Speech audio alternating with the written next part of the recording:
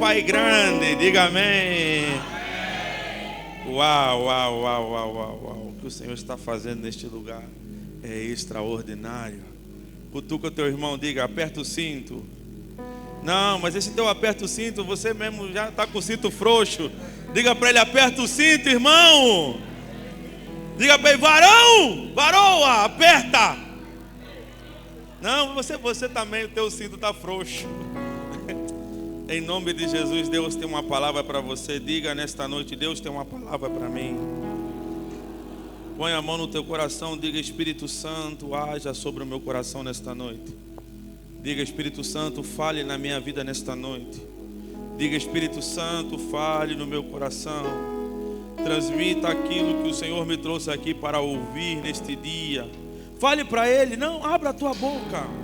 Diga, Espírito Santo, fale na minha vida. Diga, Senhor, Senhor, eu vim aqui para ouvir a tua voz. Diga, Senhor, eu preciso ouvir a tua voz.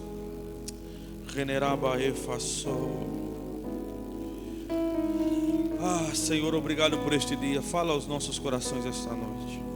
Em nome de Jesus. Amém, amém. Você pode tomar o seu assento nesta noite, em nome de Jesus. Sejam todos bem-vindos à casa do Senhor neste sábado. Amém? Sábado 28 de março do ano de 2026. Você chegou até aqui, a nossa terceira vigília do ano de 2026. Você que está com saldo positivo, se mantenha motivado, porque pela frente temos ainda mais 9. Diga 9. Diga 9. Não se permita faltar em nenhuma vigília, irmão, porque sempre é um dia especial da parte de Deus para as nossas vidas. E eu vou pedir a sua máxima atenção neste dia de hoje, porque eu vim aqui contar a sua história. Diga minha história. Diga minha história. Eu gosto tanto, irmãos, porque Deus é maravilhoso. Amém? Eu particularmente, quando nós fazemos o programa da vigília, nós não especificamos nada, apenas estabelecemos quem são as pessoas que vão intervir na vigília. Amém? E hoje ainda o ancião, nós conversamos um pouco, o ancião me disse, pastor, qual é a orientação que tem para a palavra de exortação? Eu disse, ancião, aquilo que o Espírito Santo colocar no seu coração, assim faça. E é bom assim, irmãos, porque não é nada combinado. Amém? Então, quando eu comecei a ouvir as intercessões, os louvores, quando veio então a palavra de exortação, depois a pastora Cíntia confirmou mais, depois a pastora Zuleika entrou lá mais, diga amém. Deus veio falar para você neste dia, e eu peço que você mantenha a sua máxima atenção, porque nós vamos dar uma circulada na Bíblia, diga amém, para você entender algo importante, porque há muita coisa que fala aqui na igreja, você grita, mas não entendeu nada do que falaram. Diga amém. Verdade ou mentira? Mas filho de Deus, filho de Deus. Filho de Deus onde? Já sabe o que isso significa? Você nem entendeu ainda. O ancião enfatizou aqui, é poder. Poder de ser filho. E o tema da nossa vigília de hoje é mesmo filhos. Diga filhos. Diga filhos. E hoje eu vou te explicar a razão desta palavra em nome de Jesus. Diga a minha história. Vou contar a tua história hoje sem você saber, sem você ter me dito nada. Não fica preocupado, amém? É tudo mediante a palavra do Senhor. Cumprimento aqui as nossas queridas pastoras, a minha digníssima esposa, os amados líderes. Cumprimento todos nesta noite, aos nossos amados visitantes, em nome de Jesus. Abra a tua Bíblia comigo, Romanos capítulo 8, versículo 14 até o versículo 17 da palavra do Senhor. Mantenha mesmo a sua Bíblia aberta, não precisa levantar, mantenha a sua Bíblia aberta, marque todos os versículos, escreva se for possível, para que nesta noite, de uma vez por todas, você saia daqui com a plena convicção e entendimento daquilo que a palavra diz ao teu respeito. Diga amém. Cutuca o teu irmão, não deixa ele dormir, é tua responsabilidade ele acordar, amém? É tua responsabilidade, ele dá um cutucão assim, aquela cotovelada abençoada, que ele vai dizer glória, amém? Ele cutuca mesmo, não se preocupa. porque é importante que ele escute a palavra. Romanos capítulo 8, versículo 14 ao versículo 17 da palavra de Deus. Pode colocar na versão NVI. Diz assim a palavra do Senhor: porque todos os que são guiados pelo Espírito de Deus, esses são filhos. Versão NVI, por favor. Porque todos os que são conduzidos pelo Espírito de Deus são filhos. Versículo 15. Pois vocês não receberam um espírito de escravidão. Diga escravidão. Não ouvi bem, diga escravidão. Marca bem essa palavra, escravidão. Não, escravidão. Tem que marcar bem, marca bem, amém? Escreve mesmo na tua Bíblia, escravidão. Faz parte da tua história, escreve mesmo aí. Não estou te vendo escrever. Você tem que trazer caneta na igreja, marca mesmo. Escravidão. E então continua Paulo a dizer: para novamente temerem, mas receberam o Espírito que os torna. O quê? Não, a igreja não está aqui. Irmão, eu posso pregar até 5 da manhã. Se você não entender isso aqui, eu vou até 5. Porque fez o quê? Tornou o quê?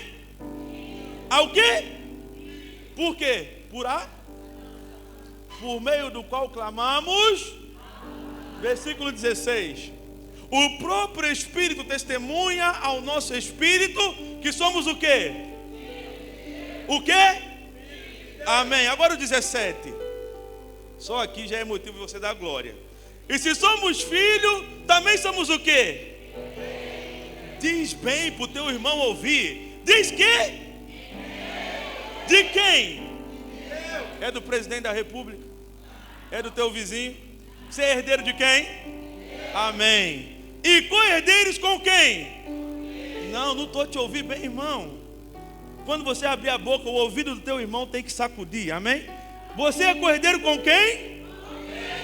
E se de fato sofremos com ele, também com ele seremos glorificados. Não, você tinha que dar um pulo da cadeira e dizer glória a Deus, aleluia. Está vendo como é que você não entende o peso dessa palavra? Então, para você entender, nós vamos fazer o histórico hoje para você que tenha compreensão do que Paulo está dizendo aqui. Agora vamos lá no início de tudo, Gênesis capítulo 17. Lá em Gênesis 17, do versículo 1 ao versículo 10, nós vamos ver Deus indo a Abraão, ou apenas um homem. Deus foi a Abraão, e diante de Abraão, Deus se achegou a ele. Ele fez uma promessa de aliança, uma promessa de bênção, uma promessa de intimidade, uma promessa para que Abraão agora pudesse ser agora filho de quem? De Deus. Entenda que essa promessa lá em Gênesis 17 foi estabelecida a um homem, a Abraão.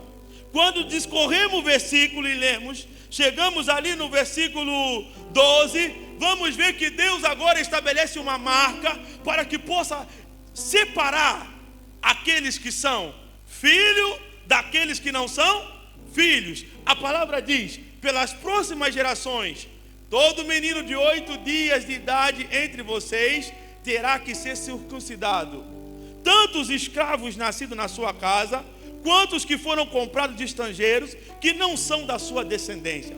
Esta orientação de Deus a Abraão é especificando que, a partir de Abraão, todo menino que nascesse, com 8 anos de vida, deveria ser circuncidado. Esta é a marca da descendência a qual Deus estabeleceu sobre Abraão. Entenda bem que aqui no capítulo 17, era apenas Abraão e sua esposa. A Bíblia diz que Abraão tinha 90 anos, e ainda a sua esposa era estéril, amém? Mas isso é outra conversa, porque ali nós vamos ver que, independente disso, Deus estabeleceu, Deus declarou afirmando que através de Abraão ele iria fazer uma grande. Então observa bem o que a palavra está dizendo. Eu vi alguém dizendo aqui hoje, acho que foi a irmã Crisólita, né? A irmã Crisólita falou que olha como é que Deus é maravilhoso, né? Abraão não tinha condição, esposa de Abraão não podia ter filho. Abraão tinha 90 anos. Os nossos manos de 20 estão a morrer. Abraão tinha 90. Deus está dizendo, você vai ser pai de uma grande... De quê? Então, irmão, aqui mesmo é fé. Mulher estéril, homem velho, mulher velha, aqui ou é fé ou é nada. Então Deus estabeleceu a aliança. Deus agora dá uma ordem a Abraão, e além da aliança, Deus agora lhe estabelece uma direção. Diz: Abraão, sai da sua casa, da sua parentela, e vai para uma terra que eu vou te mostrar, uma terra que mana leite e mel. Deus agora estabelece sobre a geração de Abraão uma ordem de destino, de lugar, de objetivo, uma terra que mana leite e mel. Quando vamos lá em Gênesis 46 e vamos ler a história e vamos ver quando José vai para o Egito, a Bíblia nos relata que eram 76 pessoas, quer dizer, da geração de Abraão, que era Abraão e a sua esposa estéril. Agora nós estamos a falar de um povo que já são 76 pessoas, quer dizer, Deus cumpriu a sua promessa. Abraão teve um filho, do seu filho a sua geração começou a se expandir. Estão a acompanhar? Estão a acompanhar? Lá em Gênesis 46, versículo 26 e 27, a palavra diz assim: todos os que foram com Jacó para o Egito, que eram os seus descendentes, foram as mulheres dos filhos de Jacó. Eram 76 pessoas. Quer dizer, Deus agora começa a estabelecer a promessa. O povo está caminhando, a promessa está estabelecida. Deus declarou a Abraão e estabeleceu aquilo que era a sua vontade. Quando chegamos em Êxodo capítulo 4, nós agora vamos entender qual é a ótica de Deus para com um filho. Diga amém. Diga amém. Porque você só olha para Deus com ótica de filho, mas Deus te olha também com ótica de pai para filho. Diga amém. Não, você não entendeu. Você olha para Deus como filho pidão. Diga amém. Você é pidão. Diga amém. Você não é pidão? Não é? Hã? Eu sei que você traz a tua lista para a vigília, toda a tua oração mesmo. Senhor, quero trabalho. Senhor, quero marido. Senhor, quero esposa. Senhor, quero negócio. Amém ou não amém? Ótica de filho para... Mas tem também a ótica de Deus como pai para o filho. Entenda que quando Deus estabelece a sua promessa a Abraão, Deus encontra um homem aonde ele se agradou e estabeleceu com ele um projeto. Porque Deus queria ter relação de pai para filho. Então o povo agora, que são 76 pessoas, vão para o Egito. José agora morre. O povo agora cresce.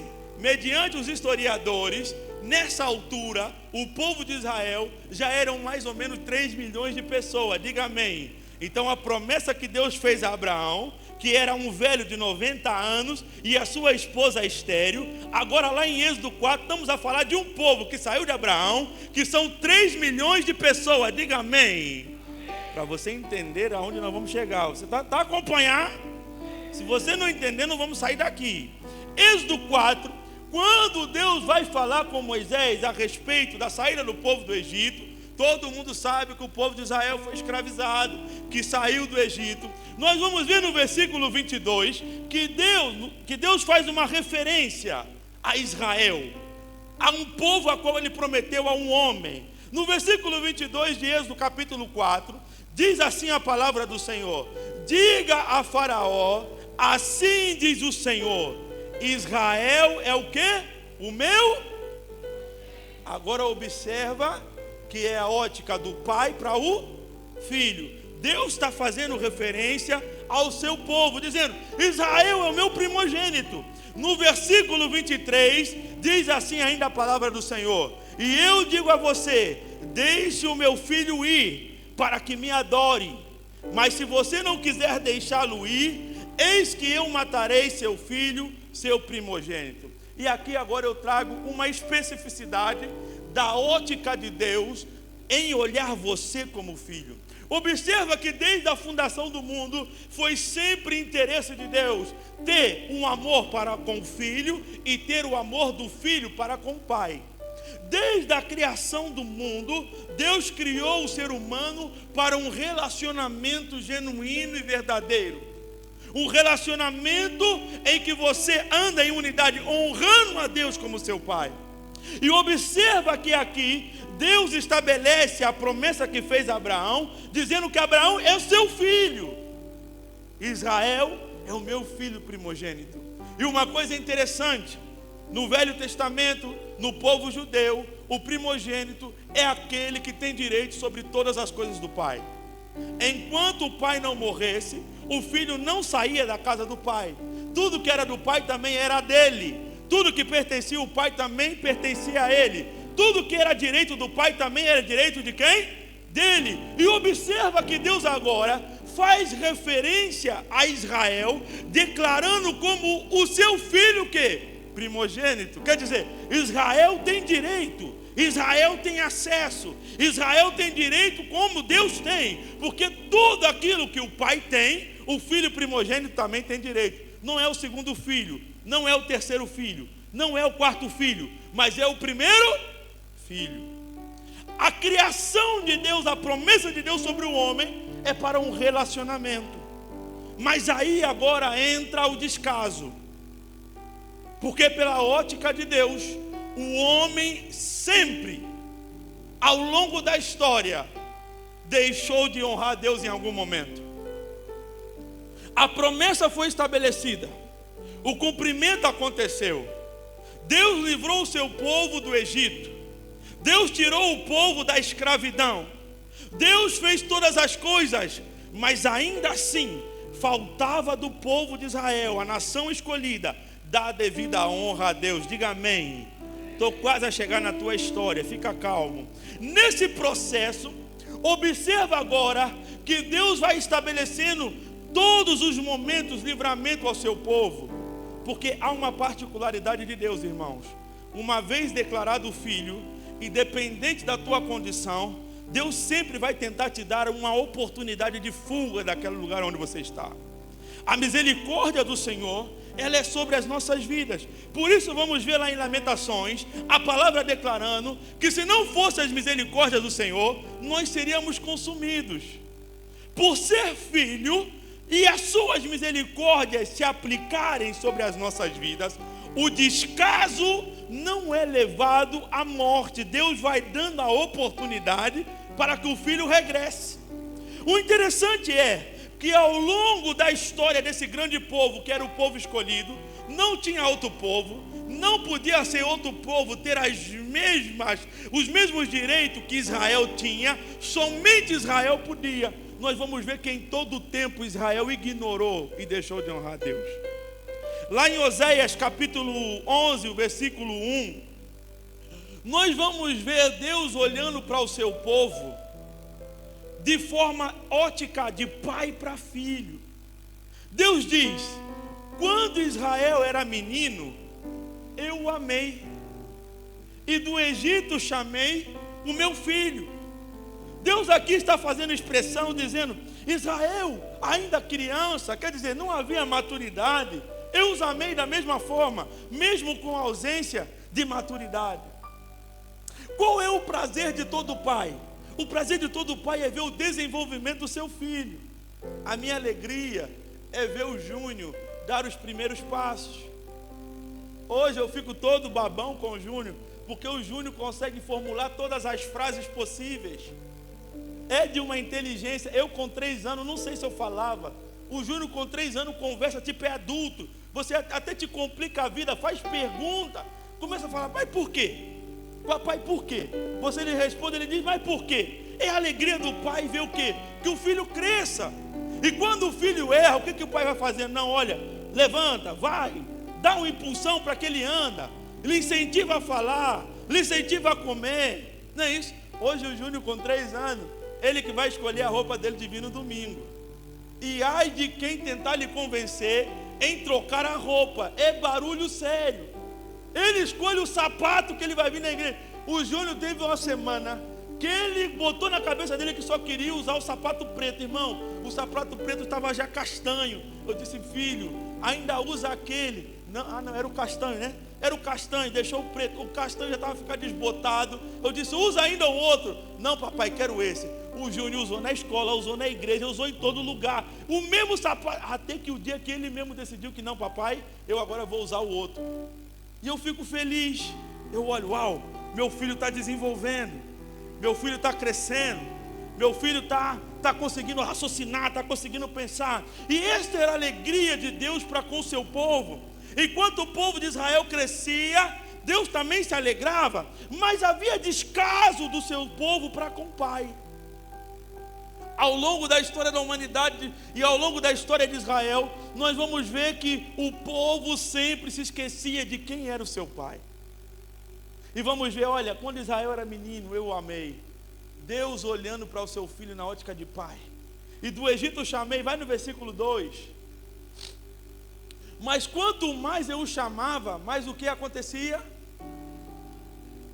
Olha agora, imagina. Isso é ótica de Deus Pai, olhando para os seus filhos. Israel, quando era menino, eu os chamei, eu os amei. Mas quanto mais eu os chamava, mais eles se afastavam de mim. Eles ofereciam sacrifícios a Balaíns e queimavam incenso aos ídolos esculpidos. Versículo 3. Mas fui eu quem ensinou a Efraim a andar. Quer dizer, Deus está dizendo, fui eu quem ensinei esse povo a ser o que eles são hoje. Não são eles. Não é eles que chegaram lá. Tomando-os pelo braço, na ótica de pai. Quer dizer, Deus pegou Israel nos braços e disse, Israel, anda aqui. Israel, faz isso. Israel, vamos caminhar desta forma. Israel, vamos agir deste jeito. E o que a palavra diz? Mas eles não perceberam que era eu que os...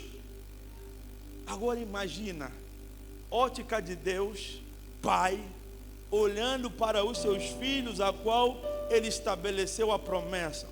Uma das coisas que mais afetava a Deus, uma das coisas que mais trazia tristeza a Deus, era o afastamento dos seus filhos, era a ausência de contato, a ausência de intimidade. E ao longo da história, as coisas foram caminhando, e o povo que foi prometido lá atrás, quanto mais crescia, quanto mais desenvolvia, mais se afastavam do pai. Então chegamos no profeta Malaquias. Lá em Malaquias, uma vez mais, vamos ver Deus olhando para o seu povo na ótica de pai para filho. Coloca Malaquias para mim, capítulo 1, versículo 17. Malaquias, capítulo 1, versículo 6, desculpa. E já vou chegar na tua história, diga amém. Diga amém. Olha que interessante. Isso é a ótica de Deus olhando para filho. Ele diz, o filho honra o pai e o servo honra ao seu senhor. Ora, se eu sou pai, aonde está a minha honra devida? Olha que interessante. Analisa bem o que a palavra está dizendo aqui. Olha, isso é palavra do próprio Deus na boca do profeta. O filho honra o pai e o servo honra ao seu senhor. Ora, se eu sou pai, aonde está a honra que me é devida? Isso é Deus olhando para o seu povo, o povo que ele separou, o povo que ele deu promessa, o povo que ele ensinou, o povo que ele direcionou. Ele está dizendo, aonde está a minha honra devida? Ele diz, se eu sou o Senhor, aonde está o temor que me devem? Pergunta o Senhor dos exércitos a vocês, sacerdotes. São vocês que desprezam o meu nome. Vocês, porém, perguntam, de que maneira temos desprezado o teu nome? Irmãos, nós que somos pais, uma das coisas que mais nos entristece e nos aborrece é quando os nossos filhos são irônicos conosco. Não é isso, pastor? Você sabe que o bandido está falando mentira. Você sabe que o bandido está errado. Mas ele, na cabeça dele de teimoso, não está errado. Ele é cínico. Isso fere lá dentro. Agora, observa Deus falando, o próprio Criador dos céus e da terra dizendo, vocês ainda me perguntam de que maneira vocês têm me desprezado. O povo da promessa, O povo onde Deus estabeleceu milagres e maravilhas. Porque, irmãos, se há um povo que viveu coisas extraordinárias nessa terra, é o povo de Israel. Passar Mar Vermelho a seco, pragas no Egito, muralha de Jericó entrando na terra. Só de falar do partir da sua geração, da onde um velho de 90 anos e uma mulher estéril geram agora uma nação. Grandes coisas. Mas o povo se esqueceu. Desprezo. Após Malaquias, nós vamos ver agora 400 anos de silêncio da parte de Deus. Deus se calou. Nesses 400 anos antes de Cristo, nos anos 300 mais ou menos, Alexandre o Grande começa agora a reinar. E Alexandre o Grande foi um dominador. Ele levou a Grécia sobre todas as nações. O grego agora começou a dominar no mundo e chegou até em Roma. Roma era uma cidade capital. Roma era uma cidade onde tinha muitos escravos. E 50% da população de Roma eram de escravos, irmãos. Pessoas que foram compradas, pessoas que foram levadas para aquele lugar. E os judeus que estavam lá em Roma, eram esses filhos que desprezavam o nome do Senhor. E eu agora imagino Deus olhando para a terra, a nação que Ele separou, o povo que Ele escolheu, Ele ignorou. E Deus olhou para um povo gentil que não tinha promessa, um povo gentil que não era circuncidado. Estamos a chegar na tua história, diga amém. Um povo gentil que não tinha direito a nada. Deus olhou para aquele povo e disse: é esse povo que eu quero. É mesmo esse povo que eu quero salvar. Como aqueles que eu escolhi me desprezam, então vou salvar os gentios. Aí chegou a nossa história. Alexandre morre, seus generais assumem, e começa assim a se espalhar sobre toda a terra medo. Mas em Mateus, 400 anos depois, nós vamos ver agora Deus olhando do céu para a terra e decidindo restaurar e resgatar um povo que não era seu. Diga amém.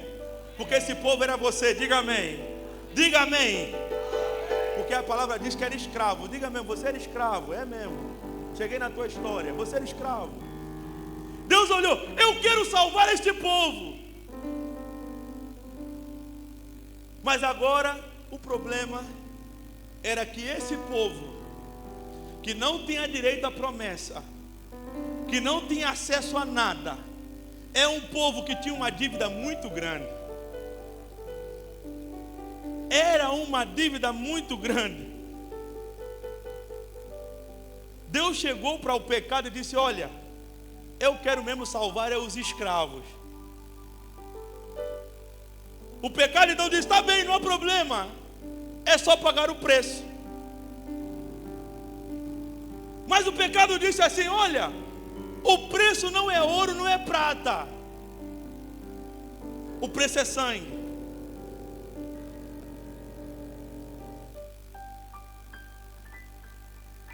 E ainda o pecado olhou e disse: epa, você sabe muito bem, Deus, que desde Adão até agora ninguém conseguiu ter um sangue suficiente para purificar todo esse povo.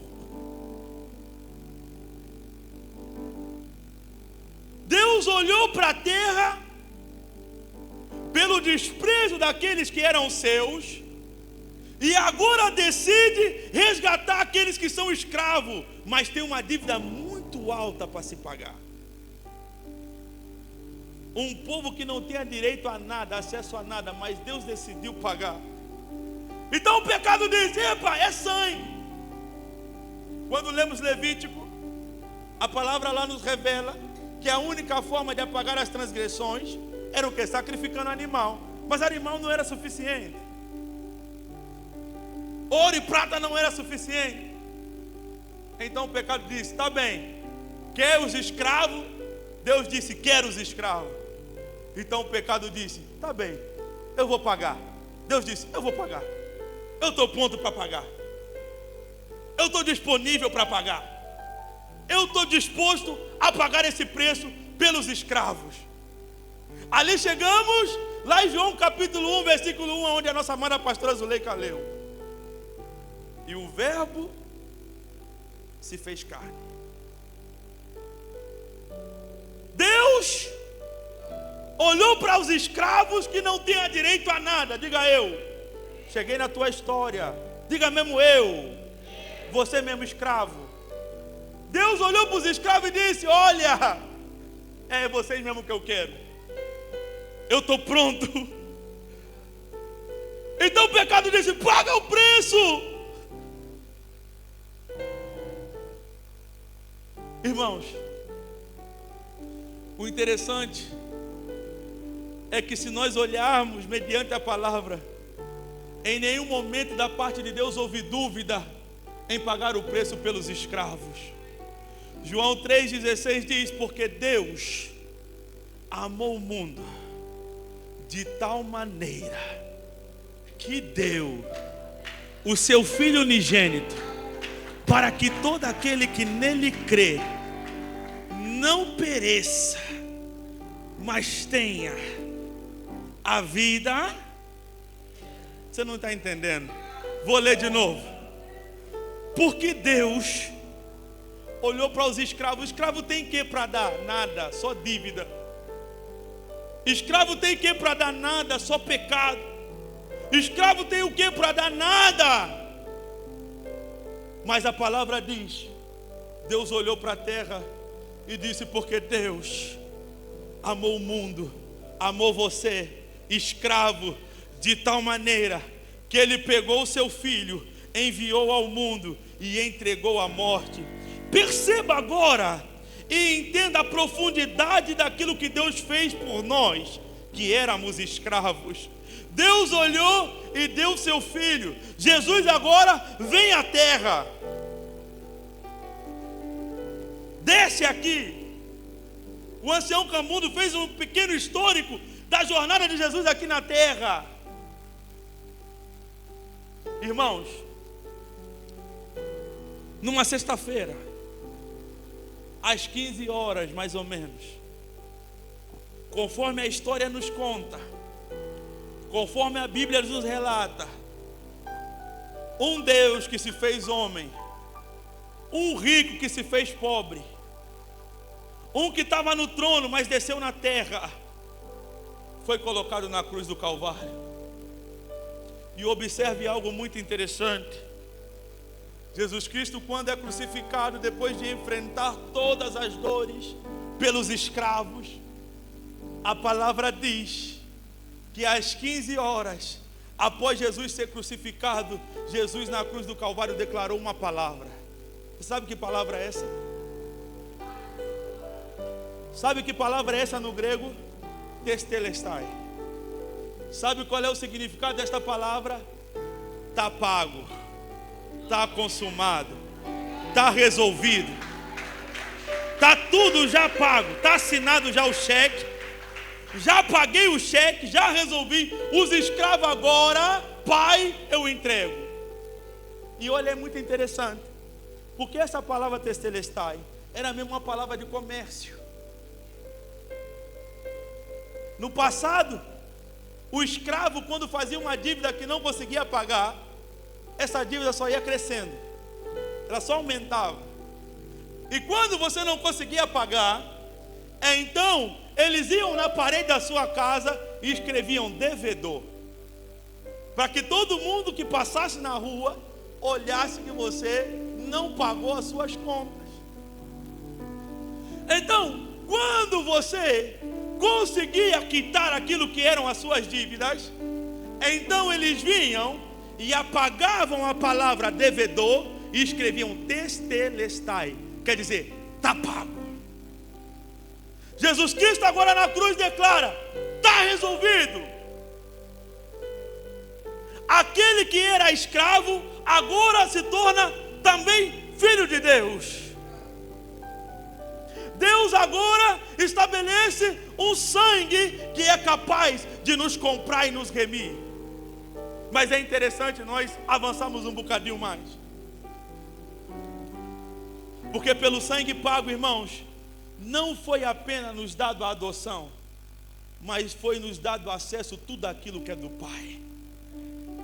E é mais interessante ainda dizer, porque não foi um acesso qualquer, muito além daquilo que o povo que recebeu a promessa primária tinha acesso. Deus olhou para o escravo e disse: como os meus não me querem, os escravos me querem, então eu vou dar ainda muito mais acesso. Primeiro pagou toda a dívida do escravo. Diga eu. Você não está entendendo? Diga eu. Essa é a tua história. Pagou mesmo toda a dívida. Mas ainda assim, Deus foi muito mais além.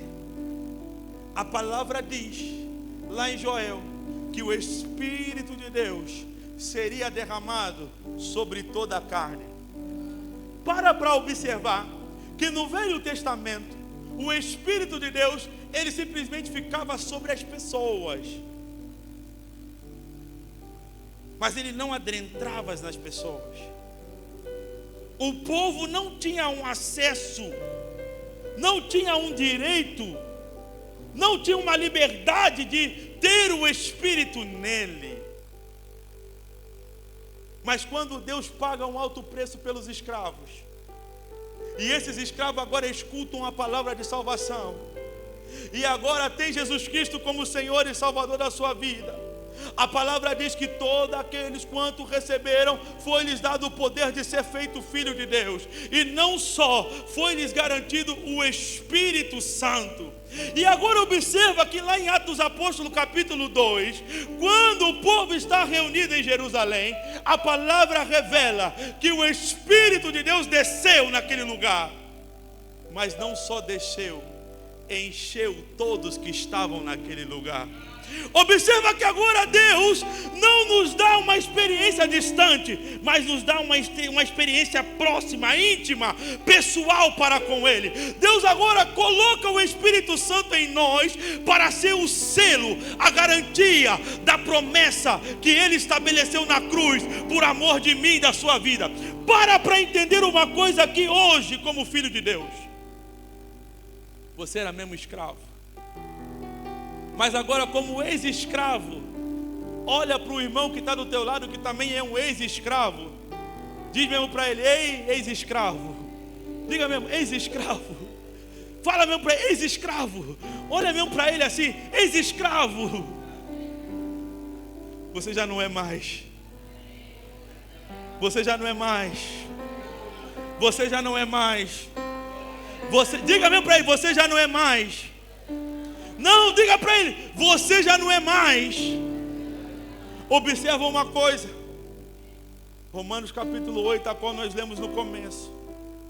Paulo afirma dizendo: vocês receberam o Espírito, não foi espírito de escravidão, não, mas vocês receberam o Espírito para que tenha liberdade. Sabe, irmãos, o sacrifício de Jesus na cruz é tão grande, é tão poderoso, que quando nós compreendemos, nós não paramos por nada. E agora eu chego na referência de Romanos, para observar que o povo a qual Paulo estava pregando em Roma era um povo de mentalidade de escravo, porque 50% da população de Roma era escravo. E quem tem mentalidade de escravo, irmão, tem dificuldade de largar. Já viram o cavalo que ele é bem domado? O cavalo que ele é bem domado, você não precisa lhe botar a corda no pescoço. Você só finge que você coloca a corda, e ele vai andar na sua rédea. E são escravos. Paulo agora traz ao povo a necessidade de não se submeter mais à escravidão, porque ela já foi resolvida. O pecado solicitou um preço alto. Deus estava disposto a pagar esse preço e pagou o preço. Mas nós, como filhos de Deus, não podemos ser como os nossos pais lá de trás, que ignoraram a Deus e a sua promessa sobre as nossas vidas. Deus quer ter relacionamento conosco de filho, pai para filho, filho para pai. Por isso Deus nos chama ao entendimento do poder a qual Ele estabeleceu sobre nós. Não é um poder para vivermos mais subjugados pelo pecado, não. Na cruz do Calvário Ele levou tudo, irmãos. Não há necessidade de você se colocar na condição de escravo, uma vez que já te tiraram de lá, uma vez que já te resgataram de lá, uma vez que o preço já foi pago. Você não fez esforço. Deus deu o seu Filho amado para morrer por nós. Mas a realidade que o diabo tenta imprimir em nós é nos manter como escravos. Por isso que a palavra que nós lemos lá em Romanos capítulo 8, que diz do espírito da escravidão, não está dizendo na forma literária, mas ela traz o sentimento de um espírito, quer dizer, uma condição de mente. O povo já não era escravo, mas continuava a viver como escravo. O povo já não tinha condição de viver naquela situação, mas continuava a viver naquela situação. Está vendo quando a palavra vem diante de você e Jesus diz que você já está livre do pecado, mas o pecado continua a te dominar? É você que está dando liberdade para que ele te domine, porque já foi tudo resolvido. Testelestai, está pago, está consumado. É só você agora se posicionar como filho de Deus, para que você tenha o direito e o poder de ser cordeiro de Cristo. Sabe, irmãos, o caminho foi estabelecido e foi aberto para mim e para você, que não tínhamos direito. Mas pelo poder do sangue de Jesus, foi nos dado o selo da promessa, que é a presença do Espírito Santo de Deus em nós. E a palavra de Deus afirma que aonde o Espírito de Deus está, ali existe liberdade. Aonde o Espírito de Deus habita, existe liberdade. E o que eu gosto de Paulo é que Paulo ele é muito profundo nas palavras dele. Em Colossenses capítulo 2, versículo 13, Paulo vai nos dizer da seguinte forma: e quando vocês estavam mortos nos seus pecados e na incircuncisão da carne, ele lhes deu vida juntamente com Cristo, perdoando todos os nossos pecados. O versículo 14 ele diz: cancelando o escrito de dívida. Presta bem atenção nisso. Volta no 13 de novo. Você pode olhar mesmo na terra. Quando vocês estavam mortos por causa das transgressões e da incircuncisão da carne de vocês, Deus lhes deu a vida com Cristo, e Ele nos perdoou de todas as transgressões. Para e observa, irmãos, que aqui a palavra não coloca meio termo, quer dizer, não é uma parte, não é uma metade, não é um terço, não é um bocadinho. A palavra diz: todas as transgressões foram perdoadas. Versículo 14: e cancelou a escrita da dívida. Eu vou te martelar até você entender. E cancelou a escrita de dívida, que consistia em ordenanças e que eram contra nós. Ele a removeu, pagando aonde? Na cruz. Continua no versículo 15. E depois de ter despojado os poderes e as autoridades, humilhou-os publicamente, quando triunfou sobre eles na cruz. Irmãos, eu não sei se você está entendendo o que eu estou tentando te transmitir nesta madrugada. Isso aqui é profundo demais e você não pode sair daqui sem entender isso. Sabe aquela lista de dívidas que você tinha? Ele cancelou na cruz. Finish. Acabou. Isaías diz que o castigo que nos traz a paz estava sobre ele.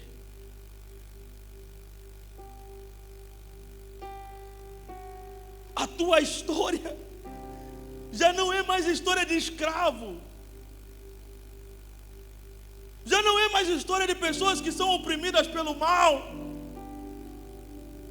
Irmãos, o pagamento da cruz é válido.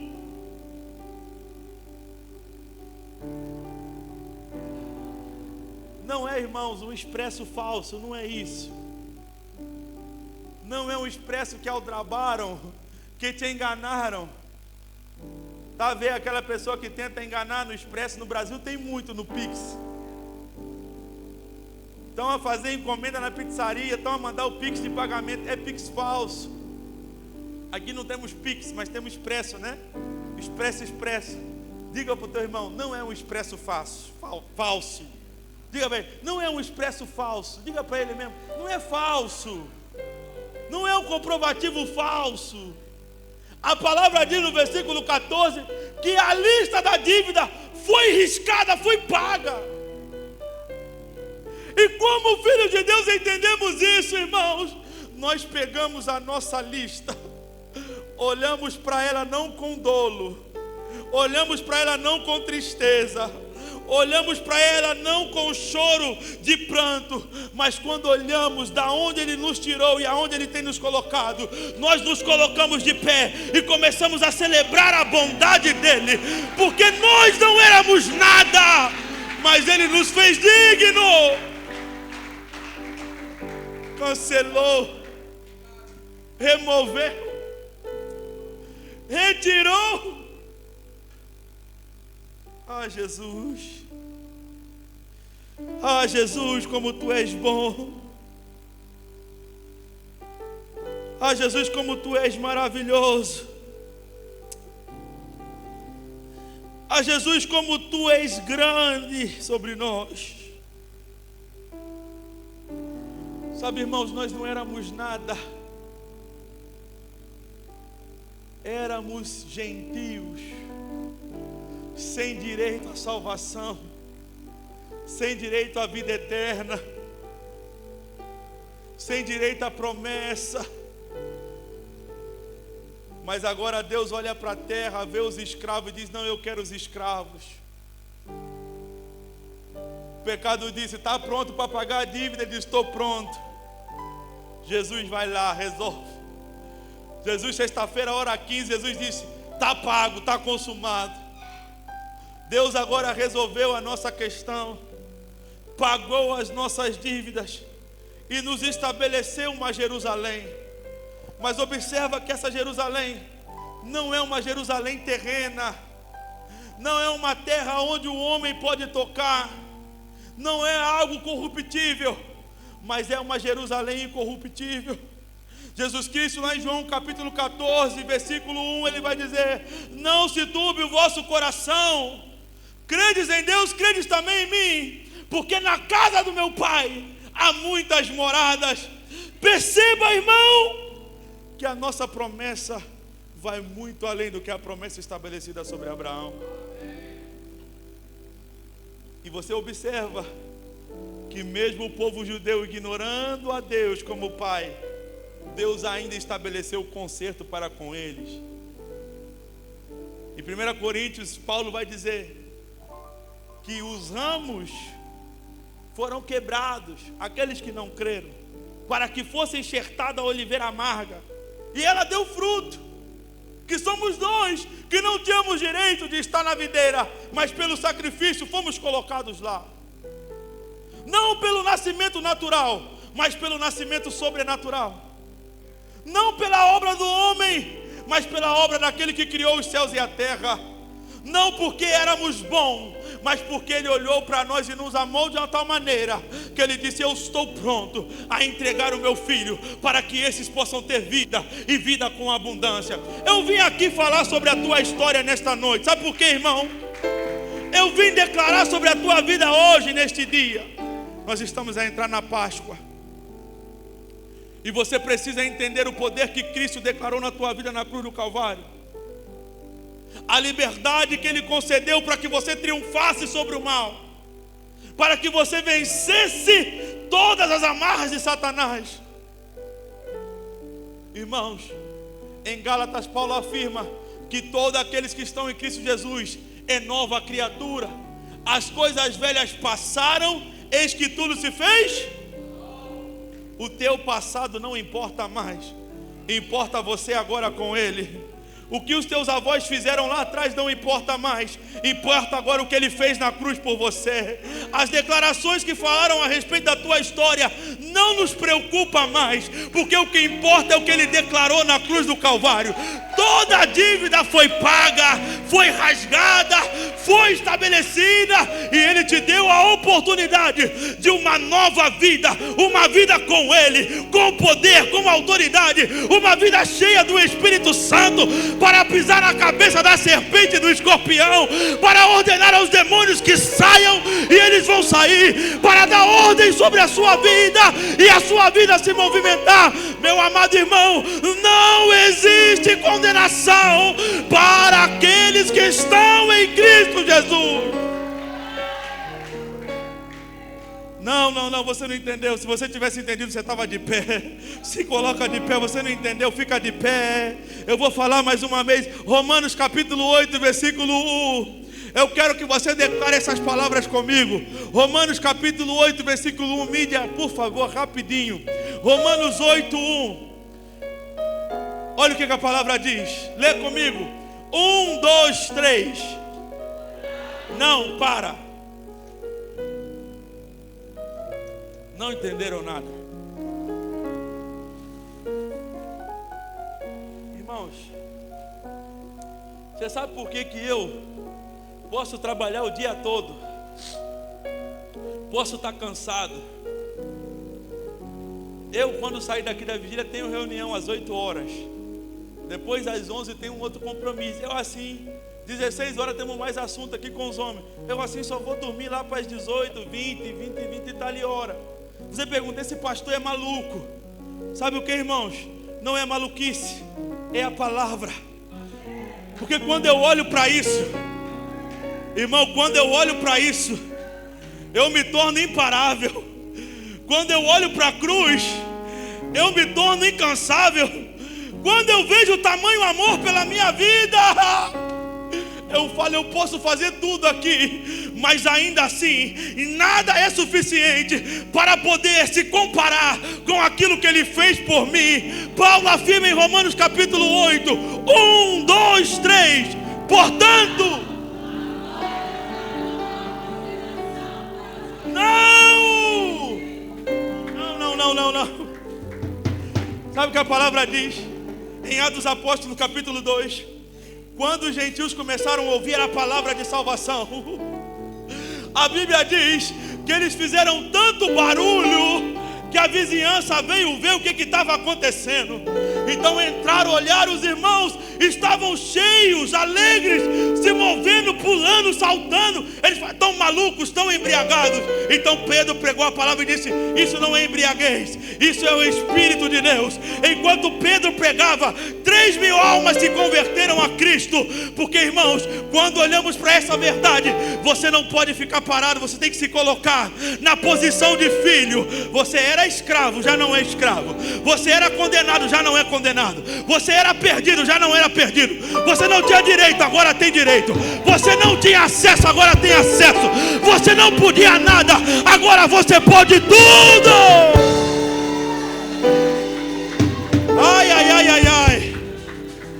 Vamos ver agora se você entendeu. 1, 2, 3.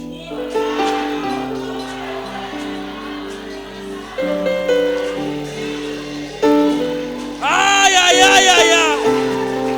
Pula, sai do lugar, se sacode. Ele te deu o direito, Ele te deu a vida, Ele te deu a liberdade, Ele te deu a salvação. Ai.